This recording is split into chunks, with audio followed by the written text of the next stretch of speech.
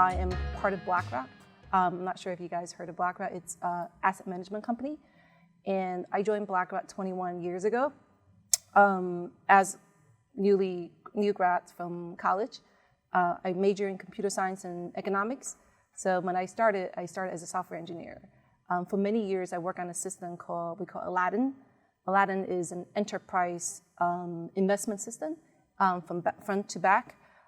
Effectively helps providing portfolio construction, trading, operation, risk analysis, reporting services to BlackRock as well as many of BlackRock's BlackRock Solutions clients.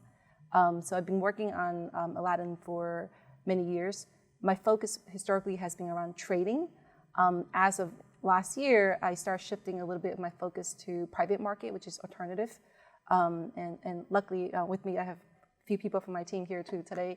So it's been a great transition for me. A lot of new stuff to learn. So I'm excited. What I'm here to talk about is about breaking up a monolithic database. So it could be boring to a lot of people, but hopefully interesting to some of you guys. So a lot of time, I think if you work on a system, especially a system that grow organically over the years, you tend to end up with database that slowly grow over the years. One of the early principles that we always adhere to Aladdin was what we call one database, which means that, hey, we want all the data to be in one database. So there's less of reconciliation, data transferring. So it sounds great, and especially when you're a company that's growing and you don't have to be worried about volumes and other things. But over time, I think we realize as much as it brings a lot of benefit, the one database principle brings a lot of benefit, but also over time, as the world gets more complicated, volume grows, regulations changes, we start to build deeper features and functionality into each of the functional vertical. The one database was limiting our ability to scale. That's okay. That's okay. The one database was really limiting our ability to scale. So that's when we start shifting the principle a little bit. I think we still want to adhere to there's a one source of truth. I think it's important that one source of truth is not one physical source of truth. So we started tweaking that definition. We start to think about what is the best way to make sure that there's still one source of truth. We don't have 5 different systems competing with each other, updating the same data source. But meanwhile, you can scale, you can grow. And that's where we embarked on a project some time ago to start thinking about what's the best way to break down a monolithic database, especially when that database is used by many clients for many different use cases. Some of it are more interactive, real-time in nature than reporting and batch in nature. So when you take all that into consideration, it was an interesting and challenging exercise to think about how do you do that on a system that is used by many people. If something goes wrong, there's a huge monetary impact. And what's the best way of doing it incrementally in parallel so that you can achieve your end target, but not introduce risk to your client, to your user. And so I really wish we could show the presentation. It'll be a little easier to see. So I think what I want to do, and by the way, before I go too far down, please feel free to ask questions. I do want this to be very interactive, so we don't have to wait till the last 5 minutes or last 10 minutes. So if there's any questions, feel free to raise your hand and ask questions. This is sort of what I was mentioning earlier with the Aladdin system that we work on, which is really end-to-end investment system. And you see in the center depicts there's a centralized source of data.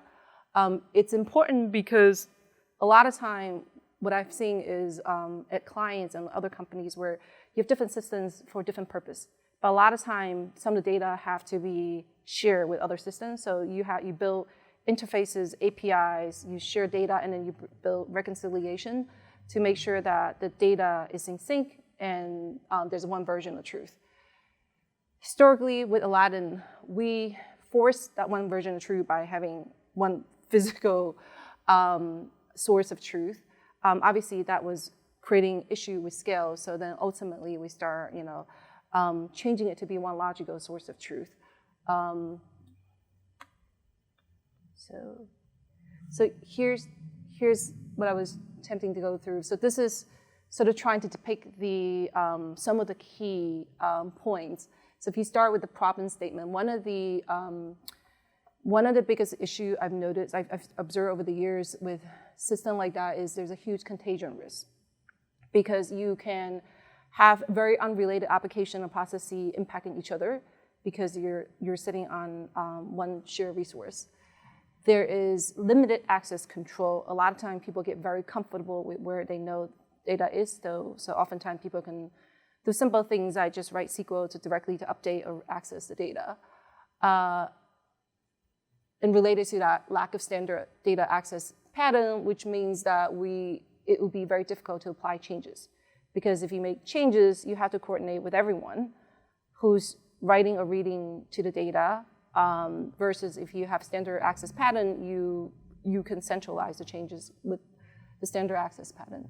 Obviously, scale challenges, because there's no one size fits all. When you have a giant system, very complex applications that does different things and have different use cases, the volume requirement is also very different from one application to another. So it's hard to say there's one size fits all. So ultimately, what the goal we want to accomplish at the end of having a proper look at your data, basically data landscape, is you want to figure out like what's the how do we improve service availability and performance. Continue to maintain single source of truth. Again, I think that's one thing that we don't ever want to lose sight of. Having multiple sources of truth creates other problems. And then simplify development through well-formed access pattern, meaning you can provide API as the owner of the data. You can provide API for other people to perform crop operations on your data, whether it's creating something new, updating or deleting. This way, if you want to add a column, if you want to tweak, what the data schema looks like in the backend, you have full control of doing it, because you can, obfuscate that through the API, and people doesn't really need to know what happened behind the scene. You have full control of that as owner of the data. Reduce load on database, because then you can also, in theory, then provide similar access pattern for read operations. You can, if you need it, if the use case calls for it, you can always apply a caching layer on top of it as well. So you don't have to go hit the database all the time. And of course, support high scale. And how do we accomplish that ultimately? So one of it, there's many ways to do it, but the specific topic we're talking about today here is how do you deconstruct a monolithic database? And the other way to, part of that is also require building API to minimize direct database, either read or write. And you can also build event bus to provide real-time notification, meaning if you desire to build a responsive application that can react in real time as changes are happening, then usually the producer, the owner of the data, should also provide notifications when data has changed. Obviously, I think depends on the use case. Everything's depending on the use case. Not every use case warrants a real-time notification, but many, like nowadays, I think we all aspire to build very responsive real-time application. Then that's where it will come handy, because the alternative is you're pulling the data every so often, every 5 minutes or so for changes. That's doable, but that's not the most efficient way of doing it, and that's not the most responsible way of doing it. So one example I'm going to spend time diving into, and please stop me and slow me down if needed, is something we at BlackRock attempt to do and have done so. So just sharing some of the experiences of how we do it, keeping in mind how do we do it in a way that we don't break production and existing client. That's always the hard part. I always feel it's much easier to build something from scratch. It's harder when you're trying to change like the foundation on top of everything that people are depending on, and that's what I will go through. So in here, this is a simplified version of the pre-split state. And the next slide, I'll go through the post and the interim state. So in my example, the scenario is,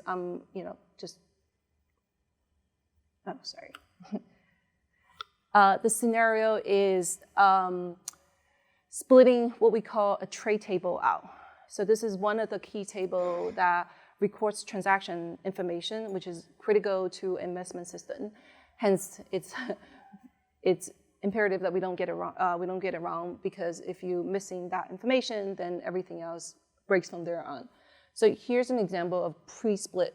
Imagine you have a database called write database, and sometimes you can also have read replicas. This is to shift any read use cases from the write to read, again, to ultimately to reduce the load on write. Certainly, I've seen many examples where the read and write is the same copy, but that's usually like the easiest way for you to reduce the load on your write database is just build a read replica that just replicates directly, and this is read only. So if you have read only use cases, you use that one, and write has to go here.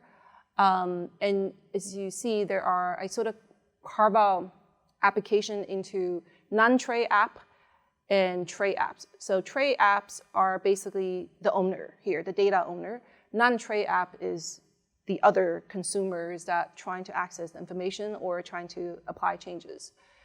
So previously, and this is really depends on the different example, different organization, different design. You can have an example where the non-write, the consumer application actually writing directly to the database and reading directly from the database. Obviously, the owner of the data also does the same thing, but there's no really great pattern. So if you want to, for example, add a column, or tweak a column, or add a table, you suddenly have to coordinate with everyone, because you can't just make the change without breaking anyone else. So that's sort of maybe the before state. Here's a little confusing. Here's the after, or there's actually two states. This is the interim state, this is the desired future state.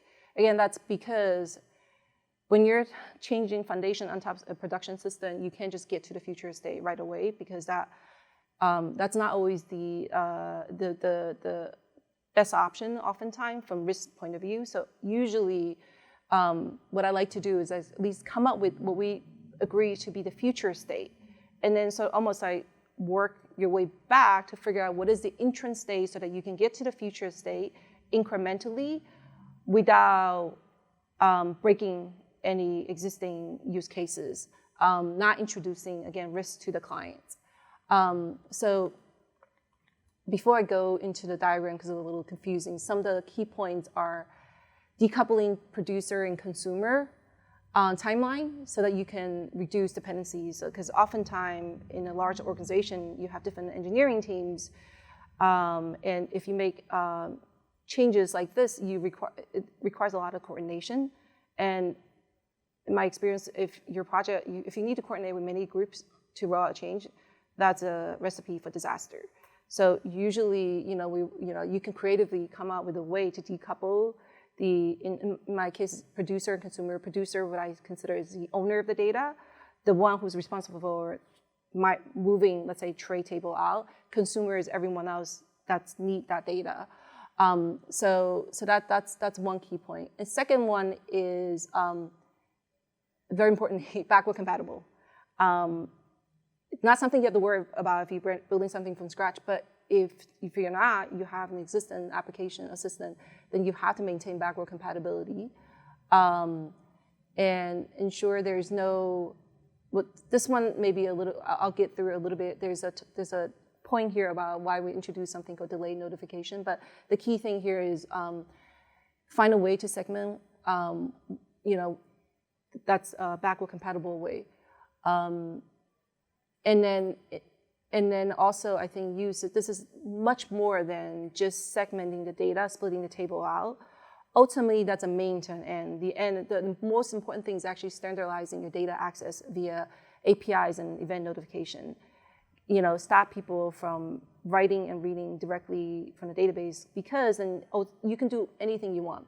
If you want to change the database eventually from relational database to a NoSQL database, it's up to you. It's up to the owner of the data, because you have created the right access pattern, the APIs, the notification, so that everyone else shouldn't care about where the data lives.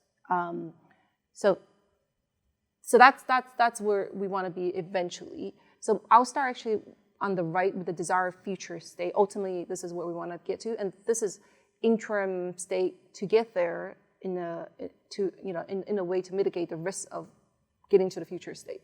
So eventually, the future state is you have a separate database for the example we were talking about here, trade table.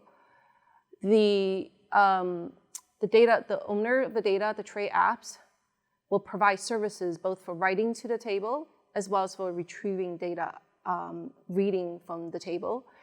In addition to that, the service to also provide real-time event notification. Again, those would be for use cases that require that real-time, need to be notified for their changes. So, for example, if you post a trade, I need to send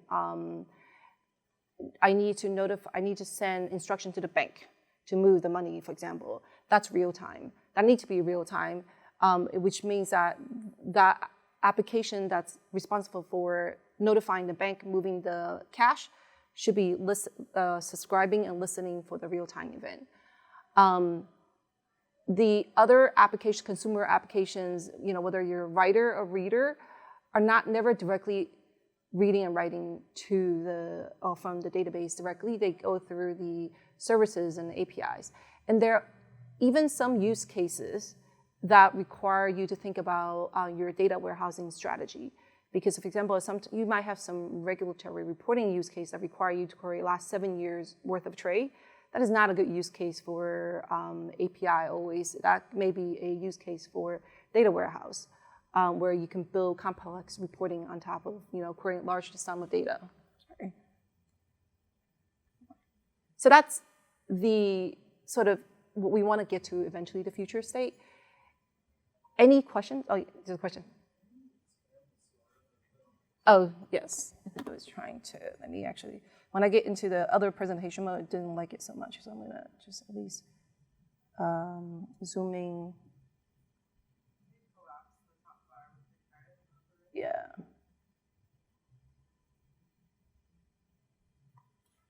Is it any better? I mean, it's hard because there's a lot of arrows.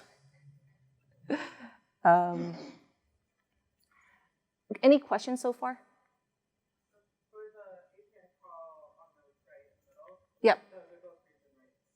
Yeah, so there's one would be the write APIs, and then there's also, I should have labeled this, there's a read APIs here. And obviously you have event notification for changes. You can use event bus like Kafka to produce the real-time event, and then the consumer can subscribe to listen to it as needed. The key thing to remember is, I think as a producer, ultimately you just want to produce once. You don't want to produce bespoke way for every consumer. So from selfishly from producer point of view, you just want to produce once and let the consumer figure out what they need to do in terms of maybe filtering. Maybe you don't care about all the data they produce. You just care about 20%, and that's on the consumer to sort of consumer knows the best on what they need. Any other questions?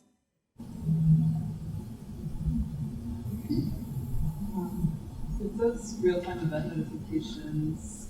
This might be too complicated of a question, but what happens if events come in out of order, or like in like a globally distributed system, you're having? Yes. Yes, absolutely. There are definitely examples where event can arrive out of order, because you have different disaster scenario. Maybe the one producing crashes in the middle of it, and then when they get up, things queue up. So usually we recommend that everything should be version. So if you have the newest version or not. And also it's okay to do extra work, but no harm. Meaning if you, for example, for some reason the application crashed. Now there's a version 2 sitting out there, and then when you get up, there's also 3 and 4. Maybe you process 3 first and you saw 2 later on. I think then the consumer should have reasonable logic like, hey, I already have 3, I don't care about 2, I'm gonna skip this one. And also maybe then you also see 4, now you just did version 3, you did work for 3, you also right away have to start doing work for 4. So you did it, maybe you wasted resource a little bit to process 3, but there's no harm. As long as you maintain, the latest version eventually. But yeah, I don't think we should ever assume that the event will always arrive in order. Ideally, yes, but there's always disaster scenarios. Any other questions? Okay, if not, now we're stepping back a little bit to entrance state, which is going back to the goal of like, how do we roll this out in the most efficient way, in the minimal risk way, without 50 groups to hold hands together and then do like releases on one weekend together. So this is kind of a trick I think we designed and thought about. A little similar to this, but not exactly the same. So the thing to keep in mind is that in this entrance state, you still have the original database. So effectively, I think the key here is that we'll continue to keep the original database whole, so that you can start moving things away, but not having to say, I'm going to remove this so everyone else has to shift over, or everyone has to move your query to this API right away. Because this is the part that will always take longer. There could be 50 different consumers out there. For all of them to make changes, it doesn't always happen in the right away. Now, the one thing, though, is important to move, though, is the right. Luckily, for our example, we already had a pretty tight API to write, so that part was easier. Because otherwise, you still have to figure out how do you manage competing updates. So the one thing is that all the writes should go through the API, so that you have one place of one application writing to the data, and then that application control whether it's TradeDB or WriteDB. No one else need to care. But interim, because we want to minimize the coordination so that we can start incrementally release the changes, is that we'll continue to keep this original write database whole by replicating changes back to it, and also by doing something we call delayed notification. So you can continue to, we end up publishing 2 different events. One of it is on a real-time change on the back of this initial write. Second is on the back of the replication on the back of this one. So that depends on if your consumer going directly from the, if you already move over to the future state using API, great. You don't need to worry about that. But if you're one of the consumer who hasn't had a chance or resource to make changes to shift over, and you still do however you use to access and read the data, then you should not be impacted. Things should continue to work for you. So that's sort of the, basically it's merging the initial state with the future state together, so that we can in parallel, release changes without waiting for everyone to be ready. Because usually that delays rolling out the changes, and more importantly, that also means that if you have the weakest link, can bring everyone down. Meaning, if you have to coordinate 50 groups, one group had a change that wasn't working, they have to roll back. Everyone else have to roll back as well. So this is sort of the what we end up doing to sort of mitigate that deployment risk and decouple the release from the multiple applications to provide this entrance state so that things can continue to be backward compatible, but we providing path for people to move over to the future state. In parallel, we're obviously putting pressure on the other group to move to the future state. But that didn't stop us from moving ahead on the producer side of changes. So that's sort of the what we end up doing to decouple the changes itself. But still, the important thing I think it was to keep very focused on the future state. Oftentimes changes like that seems like mission impossible in the beginning. So if you, which means that we ultimately, people will get very creative and try to find ways to work around it. So it's very important to have a very clear future state so that we don't lose sight of what we want to be in the future, even though the journey to it seemed to be really difficult. Question? Yes.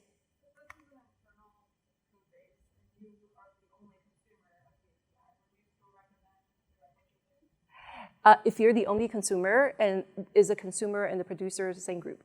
So there are always, I always like to do as little coordination with these as possible. So if you have the luxury because you're the only consumer, I would say bite the bullet and go for it, right? Instead of breaking it out. I wouldn't do this if I didn't have to coordinate with 50 group. So I think this is only if it's really complex change. There's many people and the impact is large. If you have full control of the producer and consumer and you happen to be also the only consumer, then that actually is much easier. So you can take the liberty of coordinate with yourself. So I would certainly say in that case, personally, I would just bite the bullet and go for it. Yes. You have a lot of consumers on that API. Did you have to do a lot of back and forth with all the consumers on designing the API? Yes. So the question is, since we have a lot of consumer, we have a lot of consumer because it's a critical data.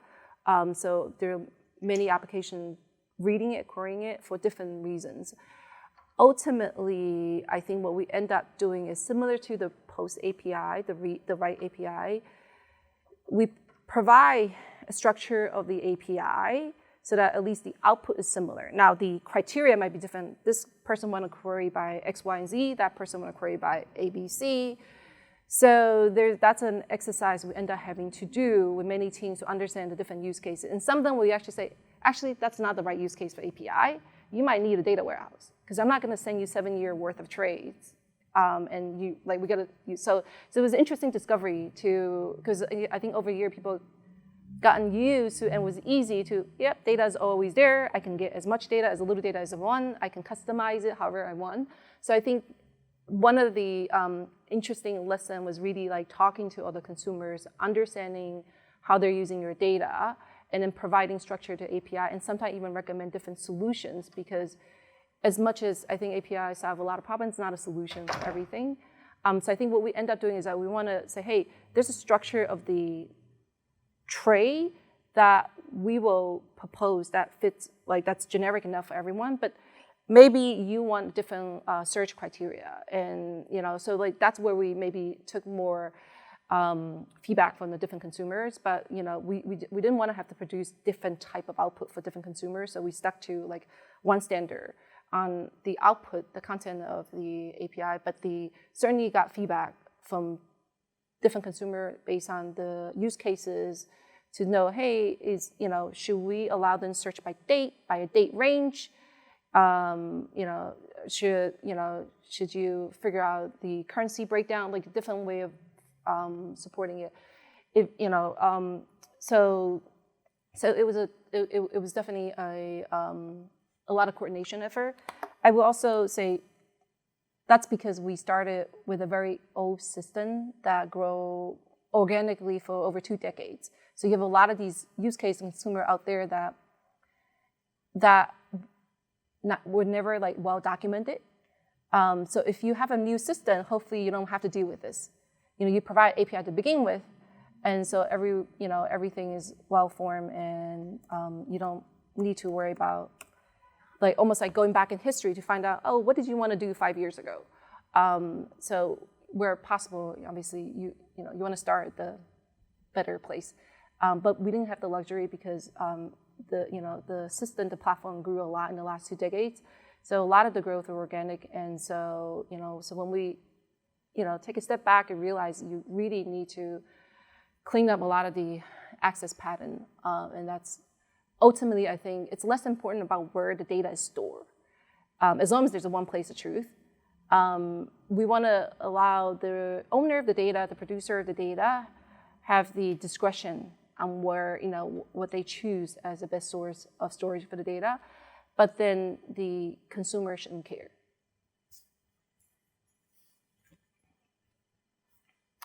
Any other question?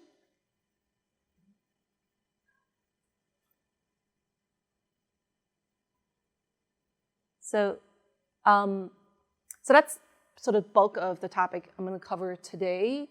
If there's no question, I can also maybe there's. I think we have. Wait, sorry. Actually, there are.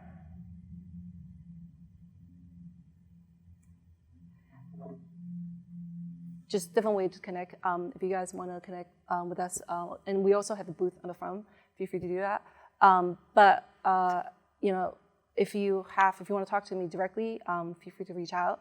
I should have put my information there, but feel free to reach out. And I would say it's based on my experience. It's when you're segmenting something that was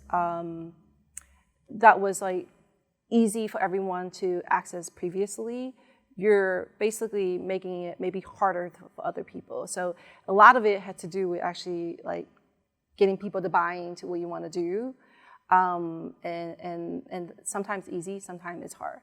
I think ultimately the way to like push forward with changes like that is just reminding people that the future state is, you know, necessary to get to the type of scale you want to get to allow each group some flexibility on like making changes the way they need to make it, putting sort of the ownership of the data in the hands of the people owning it. Ultimately, the consumer that you work with are also producers for their own data. So, you know, eventually, you know, people, you know, should be able to see different, you know, different points of view. So, but feel free to reach out if you guys have any other questions. But thank you for having me today, and thank you for all the questions.